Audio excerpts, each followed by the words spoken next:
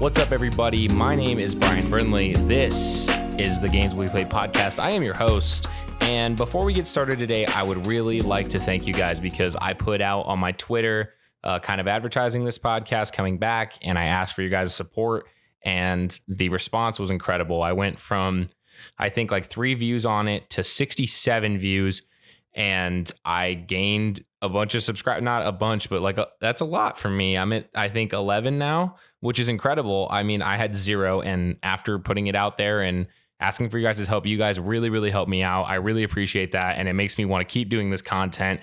It makes me feel like what I'm doing matters, and it really helps me out. It gives me a lot of motivation, so I really thank you guys so much for that. And I know I am going to continue to ask this because it's really the only way that this can grow, for you guys to spread it via word of mouth or to just, recommend it to your friends. If you think that I have a take that's something similar to something your friend said, or you think that one of my takes is horrible and you want to send it to your friends and argue about it in a group chat, I encourage all sorts of that stuff, because whether somebody likes me or dislikes me, it means somebody's listening. And I really appreciate you guys tuning in, especially the people that are giving me positive feedback. I really appreciate that. With that out of the way, we're going to get into the first topic of today's show, which obviously every show is talking about it. Patrick Mahomes is a rich man. So over, I think it was last week, I can't remember the day, he signed a contract, and it is up to $503 million with incentives. I am getting some of the breakdown of the actual contract details from Chiefs Wire. I will put that link down in the description. This is written by Charles Goodman. Patrick Mahomes signed a 10-year contract extension up to $503 million. A little bit over $63 million in guaranteed money at the point of signing, and $141 million guaranteed in the event of an injury. So here's what I like about the contract. It's over a really long period of time, so there's kind of flexibility in how the Chiefs can actually pay it out, and that can help the cap, and that can help the roster, and that benefits both the Chiefs and Patrick Mahomes, because one of the things that is kind of scary about signing a quarterback at such a big deal is we've seen it negatively affect the kind of help that a player can get around them, because math dictates that there's a cap in your sport on the salary. You are going to have to make cuts, and you're going to have to make concessions elsewhere. And so that's part of the reason why, for example, Tom Brady has been able to have the illustrious and successful career that he's had, because he was willing to make concessions to the higher ups in the organization, the people paying people out. And while Patrick Mahomes didn't necessarily make any concessions, I mean, the biggest contract in sports history, it's at least in a way where it's not like a 4-year contract that is a gargantuan amount of money over 4 years. It's over a decade. It seems like there is flexibility in there. There's incentives all over the place. It definitely seems like, and there's a trade-off for both of them. The concession that Patrick Mahomes is making is freedom. So he's locked down for a while, and if the market changes, he's basically locked in for the most part, unless there is some sort of radical rule change or something like that. He's basically locked in. I think he wants to be. I don't think he wants to leave the Chiefs, but you never know. Maybe in a few years, Andy Reid might decide he doesn't want to coach anymore, and then the entire offense changes and Patrick Mahomes' career goes downhill. So that's kind of the risk that you run, but he made a bunch of money. And that's kind of the concession that the Chiefs made. They get him locked down for years and years and years. He's the most talented quarterback in football, in my opinion. He's had an insane playoff run last year. He's magic to watch. He's incredible to watch. He's probably the biggest star in the sport today. And they have locked that down. They've locked him down young, and they've locked him down for a long time. And this is how you build a cornerstone player of your franchise history. This is an incredible achievement for Patrick Mahomes and his agent. I'm happy for the Chiefs. I'm happy for Andy Reid. I'm happy for almost everybody involved. Now, let's kind of talk about the actual side of the deal that Mahomes can live up to. So everybody's talking about what they think that Patrick Mahomes is going to get. So, for example, my friend Tyler says he sees like 2 to 3 Super Bowls. I don't think that's impossible. I do think it's important to look around the AFC and see that the AFC is getting exponentially better year by year by year, especially at the quarterback position. So in the last few years, you've had Baker Mayfield drafted, Sam Darnold drafted. You had Tua drafted this year. You have Joe Burrow now in the AFC. You're getting and I mean, I really, really, really hope that this doesn't happen, but it's starting to look like there is a possibility that Trevor Lawrence might end up with Bill Belichick, which would be insane. And I would not know how to handle another dynasty like that brewing in New England. But I mean, let's just say he goes to an AFC team in general. That's another quarterback in there. You have Deshaun Watson in the AFC. You have Lamar Jackson in the AFC. The AFC quarterback game is absolutely going to be loaded for the next decade. So, am I confident in saying that Patrick Mahomes is going to go on this crazy run like Tom Brady had and win all these Super Bowl rings? I am not.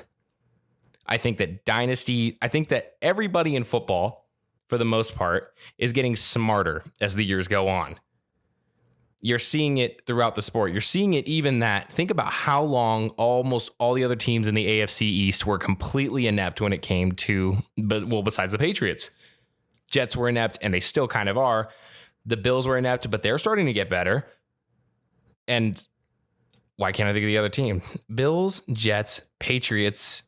Who am I missing in the AFC East? Bills, Jets, Patriots. Why can't I think of the fourth team? Bills, Jets, Patriots. Oh, the Dolphins. They just got Tua. And I actually really like their coach in Brian Flores. And I mean, listen, you can say what you want. You can say that it's, and then listen, Belichick's time is going to be over eventually. And I mean, there's just so much going on in the sport. It's really, really hard to talk about Patrick Mahomes catching up to Brady in rings. I don't think it's going to happen. I don't think anybody's ever going to catch him as a quarterback in rings like that. I just think that the sport is too volatile. I think the sport is ever changing. And it's just really, really hard to have that kind of consistent run. Especially, you have to understand something else that's key that we talked about literally earlier in this segment. Tom Brady was making concessions on the financial end in order to get the help around him. Players aren't doing that anymore. And that is completely okay to me as long as you understand. If you get the money, which you are completely entitled to, Patrick Mahomes is completely entitled to as much money as he can possibly get out. But you also have to understand that with that comes the risk that you're not going to get the help that you need to necessarily put you back in the Super Bowl. So it really just depends on what your priorities are. And I completely and utterly understand that players are out for themselves. That's completely valid to me. It didn't used to be. I think I had much more of a team mentality. But as you look at the situation, you see, hey, some of these players are coming from terrible, terrible living situations. They're really just here because of the opportunity to get their family out of financial poverty. They're playing a dangerous game. They don't know how long they have to even play the game because anything can change on one given hit. I completely understand that kind of financial flexibility and the desire to get your money, whether that means get your money and get out or just get your money and stay in as long as you want, not necessarily worried about Super Bowls. So what do I think is going to happen? I think Patrick Mahomes will probably win 3 or 4 MVP awards over the rest of his career. I think he will probably win 2 more Super Bowls and 2 Super Bowl MVPs. He'll go to almost every Pro Bowl. He'll be All-Pro almost every single year. First team All-Pro almost every single year. And he will be a Hall of Famer and likely one of the 5 best quarterbacks of all time. And that's nothing to sneeze at. Absolutely nothing to sneeze at. That is an exclusive club that he would be in with that. And I think that at the end of the day, is this contract a little expensive? Is it a lot of money? Absolutely. You tell me almost anybody that's not a multi-millionaire or a billionaire that would look at a $503 million contract to play football for 10 years and tell me, that's nothing. Clearly it's not. Richest contract in pro sports history. But I think he is completely worth it. I think what you get with him is not only talent, I think you get marketability. I think you get the face of not just the franchise, the face of the league. You get the face of your franchise lockdown. And I mean, at the end of the day, I'm willing to overpay for that. Personally, I'm willing to overpay for that. So congratulations to Patrick Mahomes. I think this is awesome for him. I think it's awesome for the Chiefs. I think that everybody in this equation did a great job, and I'm very, very happy for everybody involved.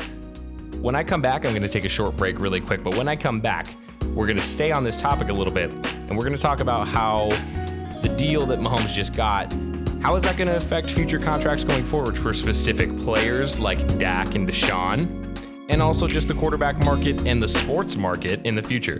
We'll talk about that when I get back.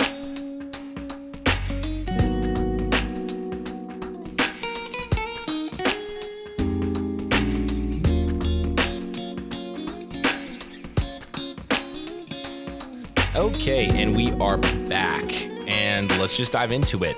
Patrick Mahomes, multi-million-dollar man, $503 million. This is an incredible contract. But how does it factor in for guys like Dak Prescott and Deshaun Watson? Okay, well, first off, this gives me an opportunity to talk about Dak Prescott's contract situation. It is a mess. Not the least has it, listen, it has already been a mess since day one because you got Dak at a super low value. Nobody thought that he was going to be the quarterback that he was besides him. And now you have a guy that is a cornerstone of your franchise. And now you have a fan base that's divided. Half of them hate the guy and think he is this selfish, money-hungry kid that isn't appreciative of the role that he's been able to play. And half the people love him and they want them to pay him. I think both sides at the end of the day want to keep Dak. The question is he worth the kind of money that he wants? I think absolutely not. I know I just said that I would be willing to overpay for Patrick Mahomes, but the difference between Patrick Mahomes and Dak Prescott is an ocean and a half. You could go to the most die-hard Dak Prescott fan, I think, and if you asked a trade, just straight up, trade the two. Patrick Mahomes for Dak Prescott. I think 99.9% of people in the entire world are taking that trade. And I don't think that's controversial at all. You'll obviously have the diehards that are like, well, Dak is able to do this, and he's an incredible leader, and he was able to take over for America's team. But let's be honest, anybody that's really rational is going to sit there and they're going to say, yeah, I'd take Patrick Mahomes. And that snap, easy decision that there is to make about that is what's worth that insane amount of money that Patrick Mahomes just made. I don't think that that's going to affect Dak Prescott's negotiations at all. What it might affect a little bit is Deshaun Watson's. Listen, Deshaun Watson, I'm going to be really honest with you guys. I was kind of like, iffy on Deshaun Watson, but recently, as part of a possible future project, I have been watching film on Deshaun Watson and taking some notes. So let me go ahead and pull those out for you really quick so I can kind of break this down. Open up my notepad. Here's his 2019 stat breakdown. 67.3% completion percentage. This is via Pro Football Reference, which I will also link down in the description as well. He had 26 passing touchdowns, almost 4,000 yards, a 98 QBR, and he averaged about 257 pass yards a game, a little bit under that. And when you watch him on film, like, yes, let's state the obvious. Deshaun Watson is losing probably, let's just say conservatively, the third best receiver in the National Football League. I happen to think he's number one, but listen, there's debate to be had between Michael Thomas, Julio Jones, and obviously DeAndre Hopkins. So he's losing that. DeAndre Hopkins went to the Cardinals. But he is an exceptional quarterback, and I really didn't see it. I thought he was pretty mid-level for a long time. But when I really start watching the film, his offensive line has been terrible at points. He has poise and he has maturity and he's a great leader. Him and Dak Prescott are very similar in that way, that they are very poised and mature, and they are the kind of presence that you want to lead your franchise. Patrick Mahomes has that to an extent, but I also think he's a great leader. I think he's a charismatic person, but I don't think he is the stout, mature kind of. I just don't think he has the same kind of personality as Deshaun and Dak do. And I think that's what I wonder if Deshaun Watson is going to look at it and be like, listen, Bill O'Brien just took away my best receiver. We have Laramie Tunzel now, who I'd rather have him than a lot of tackles in the NFL. But I've been getting hit. I've been taking all this damage. I wonder if he's going to look at Patrick Mahomes' contract and at least almost like a halfway point between where I think Dak's going to land and where Patrick Mahomes is going to land. I think that Deshaun Watson's going to be he's going to be above the Russell Wilson and Aaron Rodgers kind of range by a little bit, but he is not going, and I think Dak's going to fall underneath that, but he's not going to be in the same stratosphere as Patrick Mahomes. But what about Trevor Lawrence? Let's say Trevor Lawrence comes into the NFL next year and he lights it up and say he wins a Super Bowl in his second or third year. Does he get that same kind of attention and that same kind of money that Patrick Mahomes does? I don't know. It completely depends on the franchise. It depends on where the sport is, because financially the league tends to change. And I'm just really, really curious to see if this is going to set a new market. I personally think that he is an outlier. I personally think that Patrick Mahomes is just an outlier. There's nobody like him on the earth. He is incredibly talented. He has it all. So I think he's an outlier, but I would be really, really curious to think what you guys think. First off, where do you think that Dak is actually going to land? Is he even going to be a Cowboy next season? What do you think kind of money that he deserves? What kind of money does Deshaun Watson deserve? And do you think that this contract was fitting? Because there's people that don't think so. I personally would disagree with you, but I welcome the debate. All right, I'm going to take a short break. And when I come back, we're going to talk about Rudy Gobert and Donovan Mitchell. And there was a really interesting article written in ESPN that I want to talk to you guys about and see how it's going to affect the Utah Jazz in the future.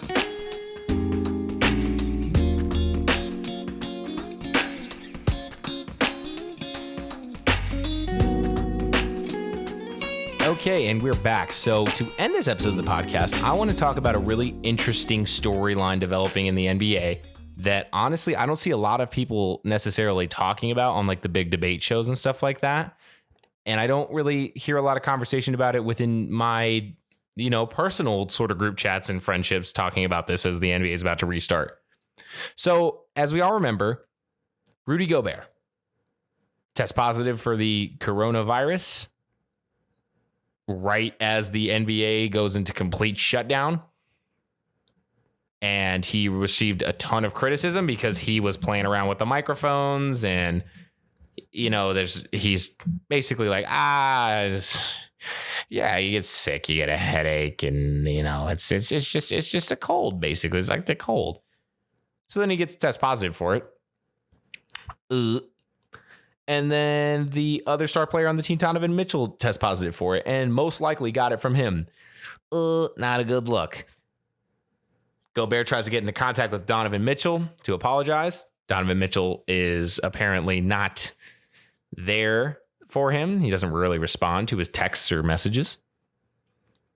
Donovan Mitchell goes on Good Morning America, and he says that it took him a while to cool off once he tested positive. Avoids the question about whether he'd been in touch with Rudy Gobert. By the way, I'm pulling a lot of this from an article on ESPN written by Tim McMahon, which will be linked in the description. And the title of the article is Utah Jazz stars Donovan Mitchell and Rudy Gobert and the rift between them.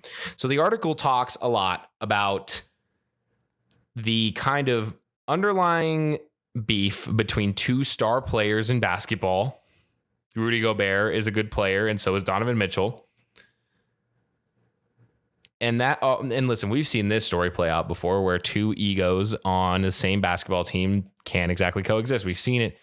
We've seen it in Kobe and Shaq. We've seen it in Kyrie and LeBron. We've seen it in, would Kevin Durant count?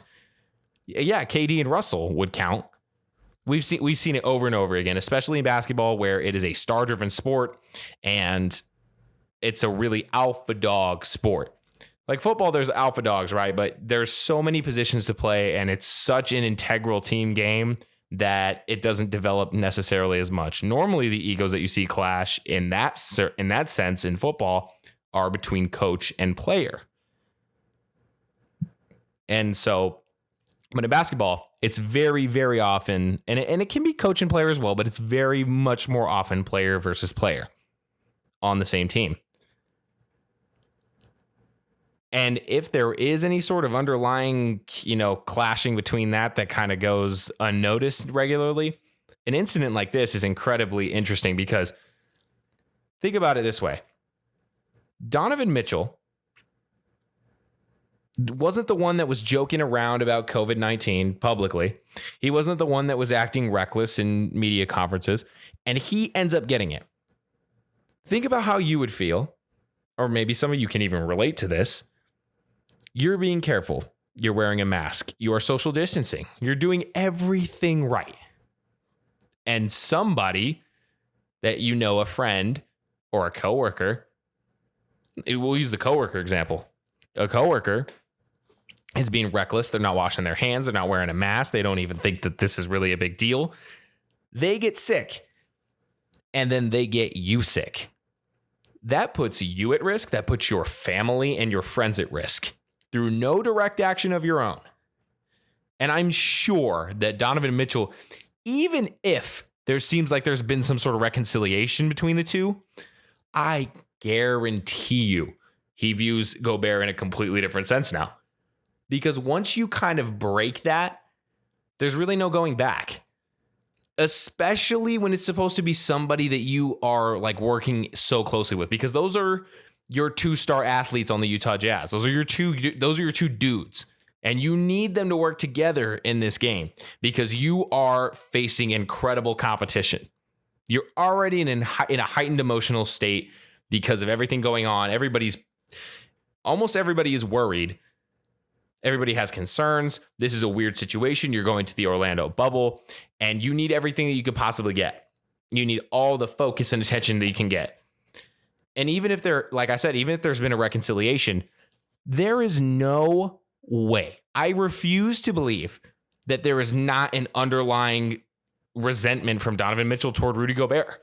And I think it's completely justified. I understand that Rudy Gobert seems sincere in his apologies, and it seems like he's actually been trying to, really reconcile his mistakes. But I mean, like, Donovan Mitchell, like, what a poor guy, man. Like, I just feel incredibly bad for him. I really, really, hope that he did not go through anything crazy or that his family was completely safe and all of that. But that is, that's a really, really bad thing to happen to a budding duo in that. And I mean, there's already apparently reservations about how Gobert acts with his teammates anyway, according to this article. From the article, Gobert insists that the reason he is so demanding of his teammates, and Mitchell in particular, is that he's so proud of what the Jazz have built during his career that he refuses to lower his standards. So you have a guy in Rudy Gobert that is very harsh on his teammates. He has high standards, which is totally okay. That's fine. But then when you do some reckless, stupid stuff and you put your teammates' health at risk, what if a side effect of the sickness, because this is back even before, this is back a while ago. Let's just say that it reacts poorly and Donovan Mitchell his lungs are damaged by it and he can't really do a lot of physical activity and he no longer has a career. That's incredible. Or God forbid he has a family member get sick too. That for you to have this very I need you to step up to my level and then also act that reckless in that instance is incredibly distasteful to me. And I honestly don't understand how more people aren't calling him out for that kind of behavior. I think this is an incredible article. I encourage all of you to read it because it dives in much deeper than I was able to here. I just didn't want to crib completely for the article.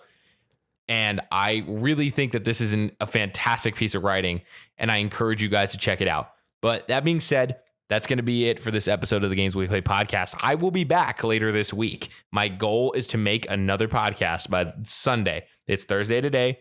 This will publish on Friday. I want to publish a new podcast by Sunday talking about some other stories I missed from the week and anything that develops over the next couple of days. That being said, My name is Brian Brinley. I've been your host of this episode of the Games We Play podcast. I thank you so much for your help and for your viewership, and I will see you guys in the next episode. Take care.